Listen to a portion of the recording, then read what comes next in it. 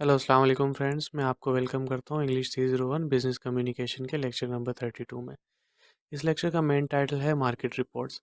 इस लेक्चर में जो हैंडआउट्स मैं यूज़ कर रहा हूँ वो फ्री हाईलाइटेड हैंडआउट्स आपको प्रोवाइड किए जाएंगे। उसके लिए चैनल को सब्सक्राइब कर लें और वीडियो को एंड तक देखें ताकि मैं आपको बता सकूँ ये हैंडआउट आप किस तरीके से ले सकते हैं। तो आइए वीडियो को स्टार्ट करते हैं।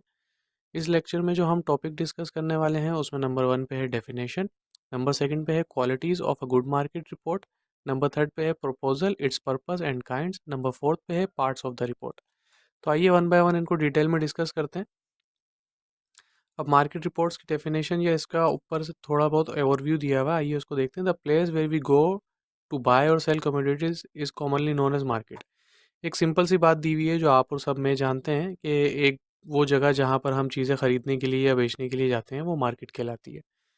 We can name this as rice market, wheat market, yarn market, fruit market वगैरह। हम इसको कहते हैं कि चावल की मार्केट है या गंदम की मार्केट है या फ्रूट मार्केट्स वगैरह का हम इनको नाम देते हैं। इसकी डेफिनेशन यहाँ पे दी हुई है।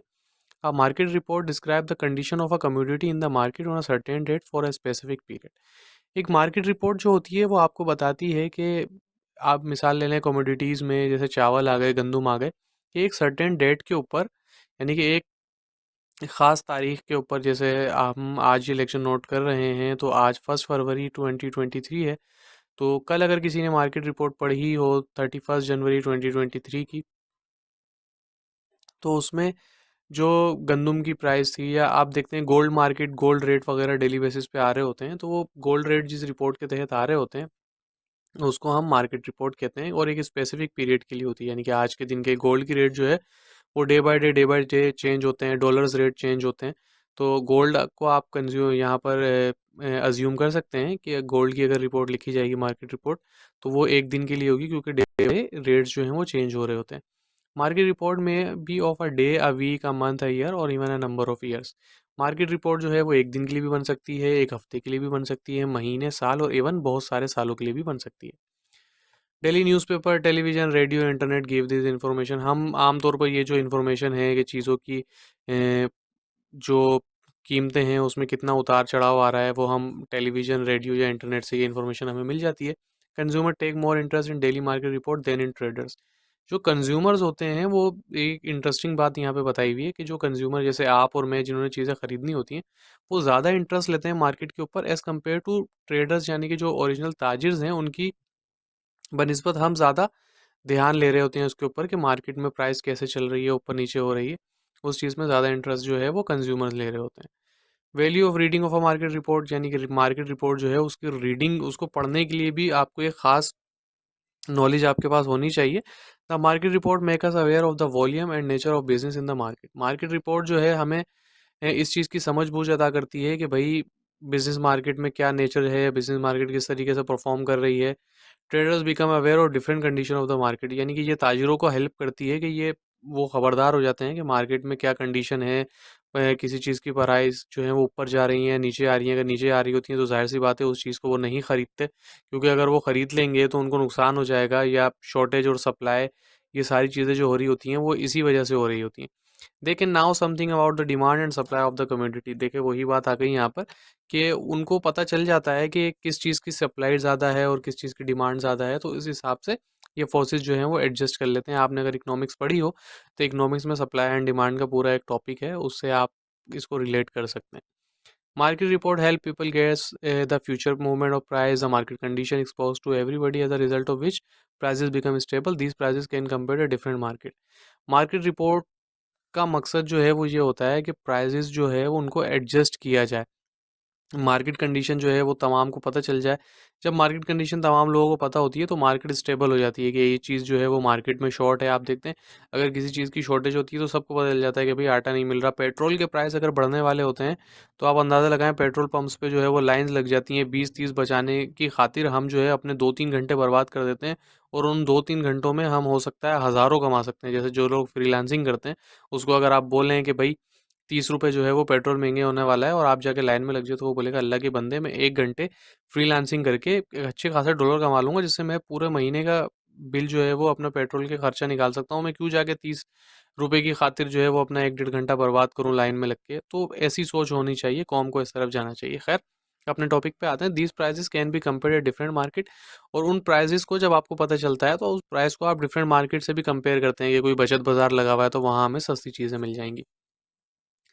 Qualities of a good market report, एक अच्छी मार्केट रिपोर्ट की क्या क्वालिटीज होती हैं? A person writing a market report should be have a comprehensive knowledge of the matter that has to be reported, he must always keep in mind the following point. यानी कि एक बंदा जो market report लिख रहा है उसके पास एक कॉम्प्रिहेंसिव नॉलेज होनी चाहिए, खास तौर पे उन मैटर्स के ऊपर जिनकी वो रिपोर्ट बनाने जा रहा है।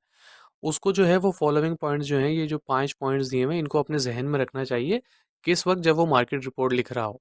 या आप ये भी कह सकते हैं कि एक अच्छा मार्केट रिपोर्ट लिखने वाले बंदे के अंदर ये 5 क्वालिटीज़ होती हैं। Normally a market report is not personal, it should be written using third person and the past tenses. यानी कि मार्केट रिपोर्ट जो है वो पर्सनल नहीं होती। जैसे मेरा आज दिल कर रहा है भाई सोना जो है वो 1 तोला जो है वो 1 लाख रुपए का चल रहा है, चलो यार आज 50,000 कर देते हैं, तो ऐसा नहीं होता। और ये थर्ड पर्सन अप्रोच पे जारी होती है कि जैसे गोल्ड की प्राइस सेट हुई है तो ये नहीं कह सकता कि आई सेट अ गोल्ड प्राइस या you set a gold price. यानी कि एक थर्ड पर्सन की बात हो रही होती है और पास्ट में बात हो रही होती है। पहले प्राइस सेट हो गई जब भी तो आप रिपोर्ट लिख रहे हैं। General reader should be able to understand the technical terms use in the report. यानी कि जनरल रीडर जो होते हैं उनको जो पता होना चाहिए कि जो टेक्निकल टर्म्स रिपोर्ट लिखने वाला बंदा यूज़ कर रहा है उसको पता होना चाहिए कि जनरल पब्लिक जब इसको पढ़ेगी तो इन टेक्निकल टर्म्स की उनको समझ-बूझ होनी चाहिए। ऐसा वर्ड ना यूज़ कर लें जिसका किसी को पता ही ना हो तो रिपोर्ट बेकार हो जाएगी।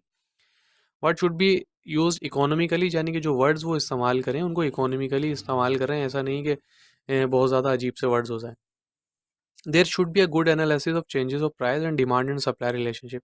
यानी कि जो change of there should be analysis of change of price, यानी कि एक जो है वो एनालिसिस होना चाहिए, ग्राफिकल फॉर्म में हो सकती है या प्राइस ऊपर नीचे जा रहे हैं, डिमांड एंड सप्लाई पे क्या असर पड़ रहा है, उसका क्या रिलेशनशिप है, ये सारी चीज़ें जो है वो रिपोर्ट में अपनी वो दिखाएं तो ये एक बहुत अच्छी रिपोर्ट बन जाती है। Market report should be based upon the facts, यानी कि मार्केट रिपोर्ट के अंदर जो है वो फैक्ट्स होने चाहिए। ऐसा नहीं कि भाई एक चीज़ की प्राइस बहुत ज़्यादा ऊपर चली गई तो आप बताएं, जैसे गोल्ड की प्राइस ऊपर चली जाती है तो मेन रीज़न क्या होता है कि डॉलर जो है वो बहुत ऊपर जा रहा है, इस वजह से गोल्ड की प्राइस, मोबाइल की प्राइस, जो चीज़ें इंपोर्ट होती हैं उनकी प्राइस ऊपर जाती है। और मेन रीज़न पीछे क्या होता है कि डॉलर महंगा हो रहा है। जब आप डॉलर सर्च करते हैं तो वाकई महंगा हुआ होता है जिसका असर आ रहा होता है मार्केट के ऊपर।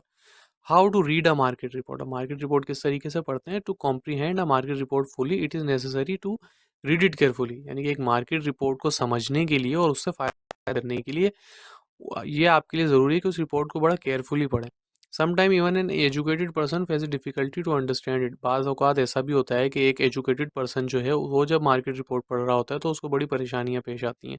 मोर practice is required to understand a market report. आपको जो है वो ज़्यादा से ज़्यादा प्रैक्टिस चाहिए होगी। यानी कि पहली दफ़ा अगर आप किसी मार्केट रिपोर्ट को पढ़ेंगे तो उसमें जो इकोनॉमिकली टर्म्स यूज़ होंगी, जो ग्राफ्स होंगे, जो वैल्यूज़ होंगी, वो चीज़ें आपको समझने में थोड़ा मसला होगा। लेकिन आहिस्ता-आहिस्ता जब आप यूज़्ड टू हो जाएँगे तो आपको वो चीज़ें ईज़िली समझ में आने लगेंगी। मार्केट रिपोर्ट किस तरीके से एक्सप्लेन करते हैं? Some time a market report it reproduce and some time it explain. यानी कि एक बाज़ औक़ात तो ये होता है कि मार्केट रिपोर्ट जो है वो एक बंदे के हाथ में होती है और वो जो है सबको बता देता है कि भाई ये चल रहा है, ये हालात हैं। जैसे कि मार्केट रिपोर्ट न्यूज़ चैनल के पास जाती है और न्यूज़ चैनल अपने बुलेटिन में बैठ के बता रहे होते हैं कि इतनी चीज़ों की कीमतें ऊपर चली गई, इतनी चीज़ों की कीमतें नीचे आ गई, इस दफ़ा जो है वो महंगाई की शरह इतनी रही, इतनी बचत हुई, और ये सारी चीज़ें जो हैं वो आ रही होती हैं। तो या तो मार्केट रिपोर्ट आप खुद पढ़ लें या तो फिर न्यूज़ देख लें, वहाँ पे मार्केट रिपोर्ट एक्सप्लेन हो रही होती है। While explaining a market report, try to extract the hidden meaning. First of all, explain all the technical terms separately and the mention the price clearly. Hidden meaning से मुराद ये हो सकती है कि भाई शॉर्टफॉल हुआ हुआ है एक चीज़ का। जैसे पाकिस्तान जो है वो गंदम प्रोड्यूसिंग कंट्री है, हमारे यहाँ गंदम जो है वो एक बड़े पैमाने पे प्रोड्यूस होती है। अभी जैसे सैलाब आ गया तो समझ में आता है कि गंदम का शॉर्टफॉल है, लेकिन आम दिनों में भी शॉर्टफॉल हो जाता है तो आपको एक लफ्ज़ निकल के आ रहा होता है कि ज़ख़ीरा अंदोज़ी हुई थी। यानी कि ताजिर क्या करते हैं, शॉर्टेज क्रिएट कर देते हैं और जब शॉर्टेज क्रिएट होकर उसकी प्राइस हाई होती है तो फिर वो माल निकाल के सामने ले आते हैं और ज़्यादा मुनाफा कमाते हैं। तो ये मुनाफाखोरी, ज़ख़ीरा अंदोज़ी हमारा दीन इस्लाम भी मना करता है और मज़हब की रूह से ये होना भी नहीं चाहिए हमारे मुल्क पाकिस्तान के अंदर, लेकिन बदनसीबी है। खैर आप दुआ करें अल्लाह पाक हम पर रहम फरमाए। मॉडल मार्केट रिपोर्ट, ये एक मार्केट रिपोर्ट दी हुई है यहाँ पर।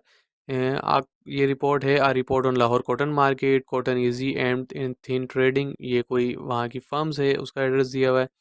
The cotton market failed to maintain a firm posture on Monday as spinners showed reluctance to chase the rising price.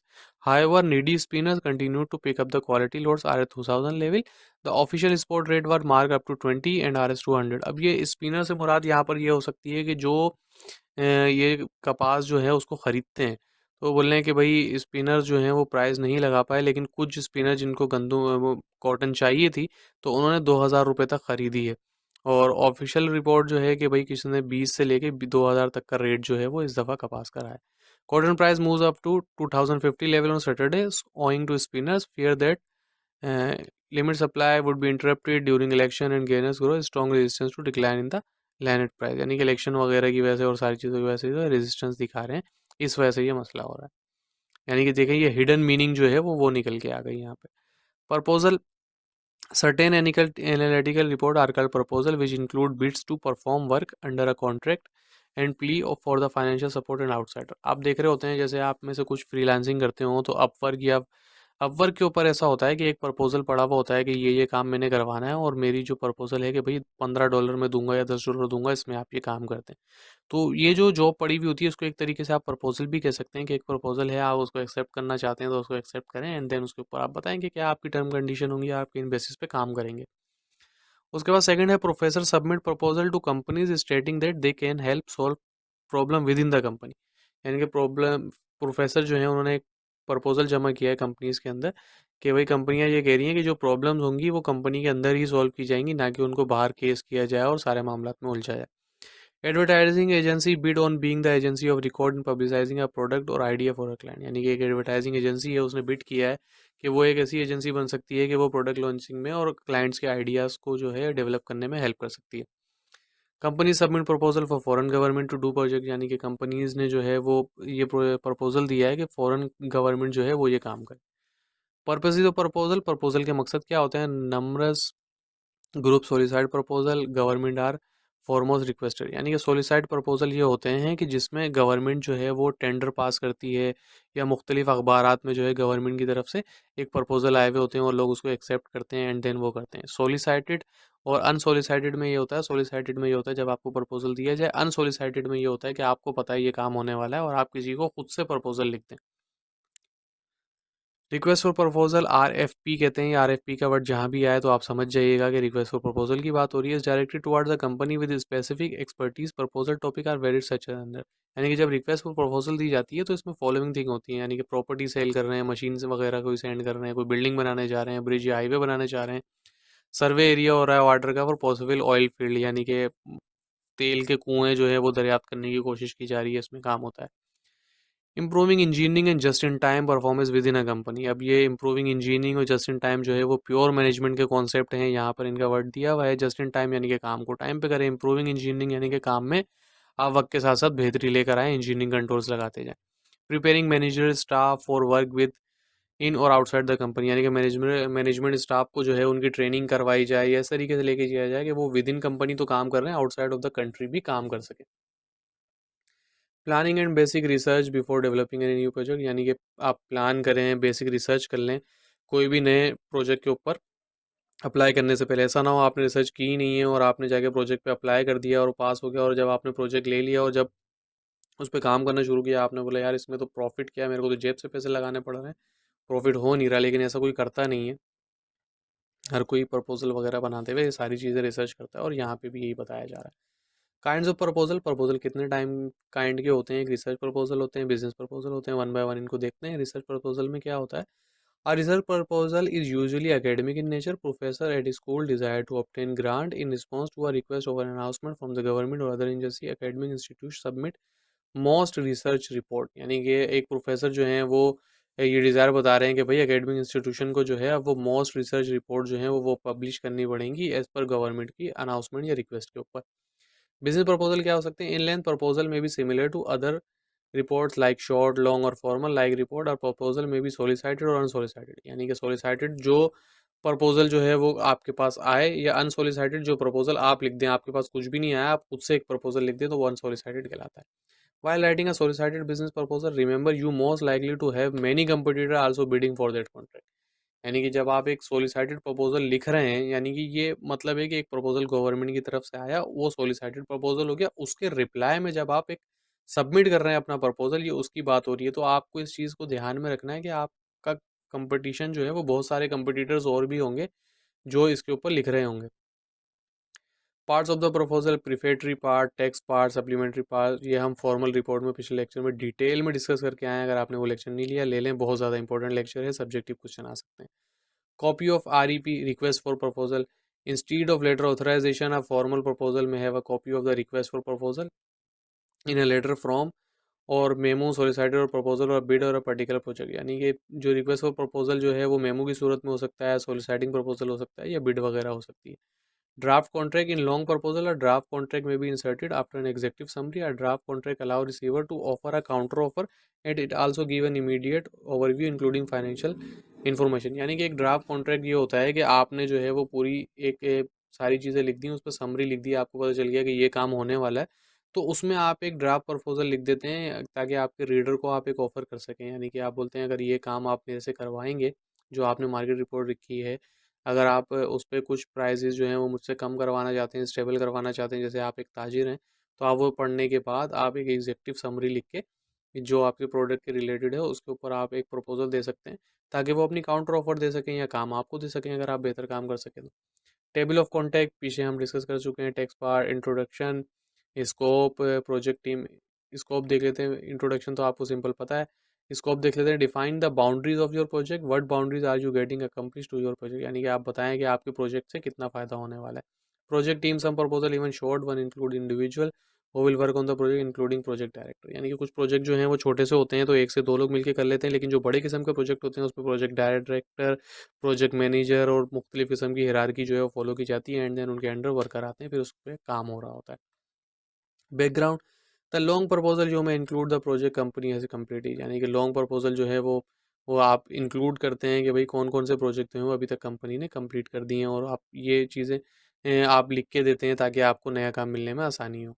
Previous work, possibly literature review on the project. यानी कि जो previous काम आपने किया होता है उसका जो डेटा है वो आप सेव करके रखें।